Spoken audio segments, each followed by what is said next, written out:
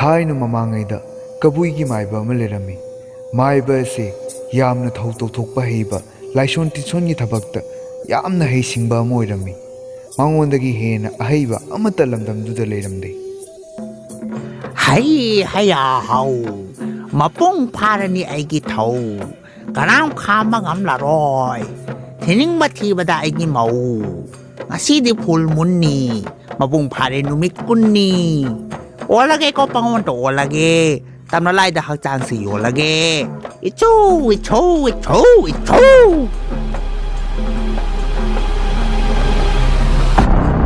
ondong na phajagre da aigi dress yamna phajai wow thank you tamna lai thank you Ibungi ibema nabung singna halakpa matamda indi nungaina ingna chikna leramuko nangi hek laikai da leibi yumda halakani khangdabido tawnuko yumda natomda leirabanina yumse kanada amu thadom doina nangna aduna ne yumsida mikup khudingi nangna yengsana leramuko hanubi ko chokpina nakta leibi sidi karamna manadi kamaina yengthokani akhoi yumse ha masagi bo yengba ngamdana leiri natrado aduna nang indi sana leramuko ibema nangi adumba behavior do ko tawnuko nabung sing leiringe diti hek tawba yaba adubu natomta leirati adumba tawba yadi ko khon ke aduni tacho phaja na leiramge ingna chikna leiramge ado nachaldane phatanungda thokpa taragati ko hanubi sida loina tainaga tawni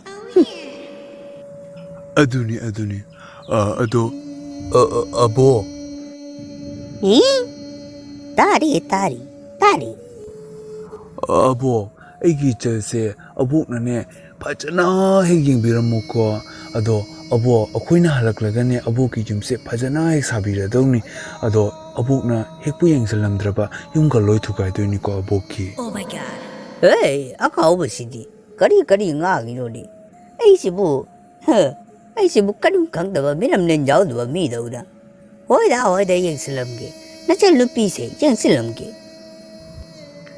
Ibungi bema thong kai ka to phajana lonsen thamuko nang mapanda thokpa yade ko ado atopa mina ka changi ka na nabung saraga tarupa taragadi ibung na yamna safety oina ba passport ma haramge ko asini hairake taw sanawo lupawo pitra yo senjengo chenga pelona ibungi bema thabaton ibung lakle thong hango asima harupa taragadi ibung sing laen khangadabani ko tacho yamdi sange nachal lairik phattabinina kawgidraina mi paije adusu adum ai khangani da ibungi makhol taradi hoida nang thokpa tawro haidi phado e tawli se oh my god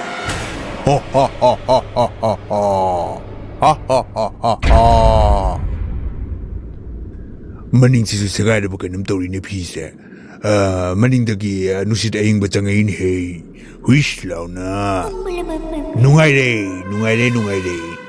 ai gi aning batunge ai se yam nungai re hauzik aning batung da ba haibabu aina hauzik mawama khanba asini ai gi miyoi bagi punsida aina mauthi ba banglakte ado hauzik ti ai power pai da badina mauthi gani hauzik mauthi rugani ai chalage imai bema nong sisu marol ama chubane aigi angang ba machugi khongrau se chotna mu bera ka dana ne oh my god ngasi no bichidi ingi ta ko yamna ingi ne ngasi sa kari no ngasi gi weather sibo kari no ne adum nong se chudana leikre ni aibu mauga mata phangdana tokla darani kamai tawgani yung kai punama thong lonsin na leina kre ai kamai tawgani ai manam namaga tiragi oh my god hanubi nawa leibra kanano ne aigonda hanubi kaila kaurisibo aisibu kyamu yamna ahan malage haima minam nawa leibra da kumakti ne kaidagi iwano Kuire mamangidana sikiba. I say, pure single ni, pure single. Hai, adudi nang luhong di luar ba natro? Nawasi sa kibay watan ni natro. Hey, pang. Luhong di kadai de ki iwa panga doy no. Luhong loy na bu iwa panga dana. Iwa ka doy na si kada bani ko. Kalau kanano si bo mi su man de tau se. Hai, hanubi lang no. Ai do mau thi na lak bada yam wara ba ne chok thara ba ne. Kai no ai si bo. Ai na sonda single sari. Nang na mau thi. Kadi kino nang na mau thi ba se. Hayo, maram hayo. Ai mau chabagi mathau ne. Ai na mau chadrabadi ai gi si bibam se hayeng nungalakpada punamak loikragani ai amo mioiba oiragani aduna ai sunghong hongning de ai mau chabagi mathau ne chathoge hanubi nang chathoge Hi mai be ma. Kadi no ai si bo. Mau cha ni ai ba. Ai mau na te ko ai lu kra bi ni. Mau mayam lei swai si da mau mayam lei. ai ngona matam yam na lik na lei ai hojik mau thi ba chat pa ya roi ai nang ngoi na chathokane Kadi no nang nga ni bo. Uchi man ba. Wa thi wa ni nga nga no. Taring ge re. Ai di saru sayang ata nga ra ba ni ne. Siga ne taga te pa mayam ma lei mau na. Nang adu chani nga te ai pu tho ga pi ba nga wa ne. ai ngonda uchi man ba hai ganau ai do ai gi maming do eoi ba kau eoi ba hai ba di kari no khanga ba alien oi ba hai ba ni Tu aswai de ne. Ai yum dang na ba si da ne eoi ba. No mau na ha ma lei ba ni. Taga tek ba ni. Ma do. Ma pu roi ba kam ta lei min na ba ni. Ma dom ta lei ba ni. Chalo. Mayum da ne. Thong chilla ga ne. Jing tho ga cha ru cho. Ai ngon da sa bi nu.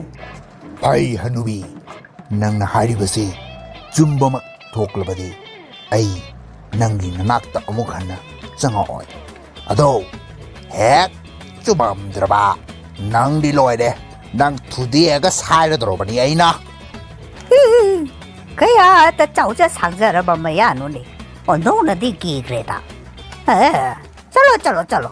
Sai ru ro kana no ai ngon da di sai ga. Chalo. hey thong hango Ya rồi à, quay ta chung là thong hàng bị cái bôi hàng mga mồi. kari no ai si mo thong hang ba ya ro hai ba hanubi be ready nang chabla ge hey hanui nang na di sonda ahau ba taka tek pa mau na ha ma le na tharaga ai bu ikai ba nangan ba thong su hangu ya de kamai tau gani nang au dik ai na chaba ta re Ngai ko ne ibung o. Ya gi roi ne. Thong hang ba ya roi ne.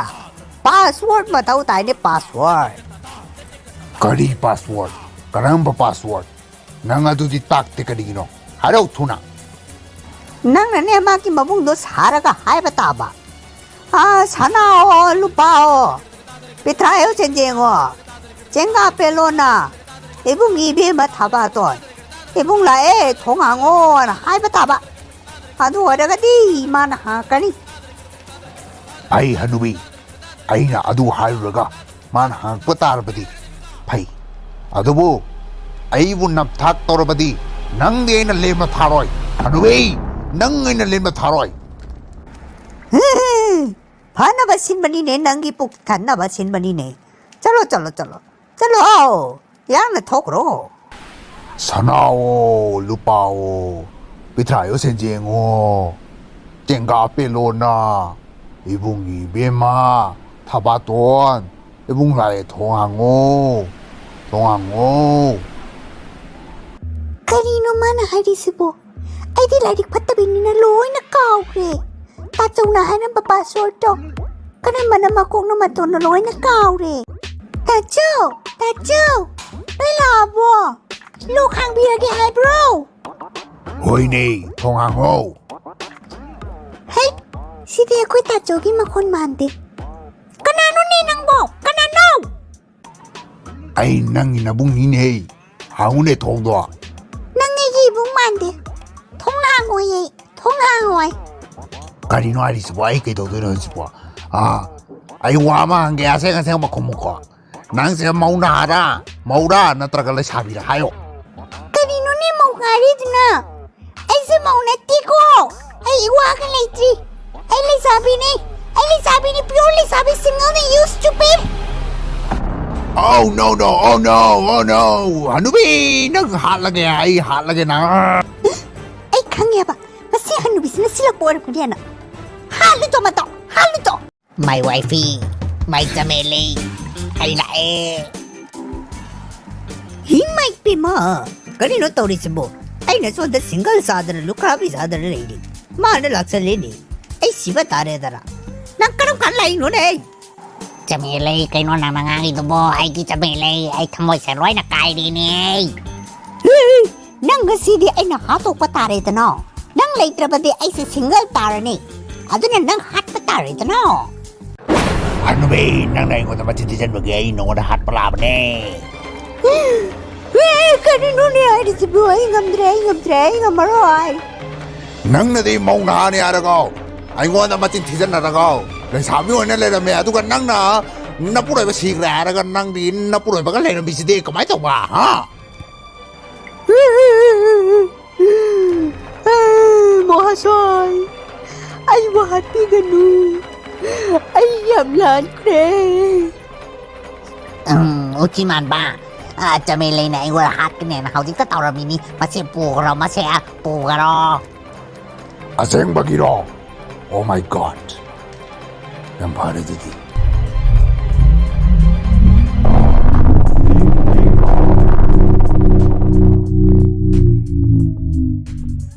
Ibungi bema nabung la ini ado nabok udeta nabok kai chakrage nabok na nonda phajana ningthi ningin bibro Tacho abok to ngarang nungdang sira mare leite mayumda kari kamaina ngarang nungdang lan ni tacho stranger amana aigi thongda tilame ado kiman gi nei gi hang kitrabani ado abok khoi gi di thong so yaudabani na changamani kai keno to biramani abok to nungai biti is onthok na kire da tawrise kabui gi maiba ma alien oliana mayam puna wa launa risi adu or batare ne dutia onthok na kire da tawrise ha tacho adu ira matari ko onthok panida abok to nuai tini adusu wai sange la chas la ma later de khoi di wai sange la wai sange tacho sine acting se hai ko yan la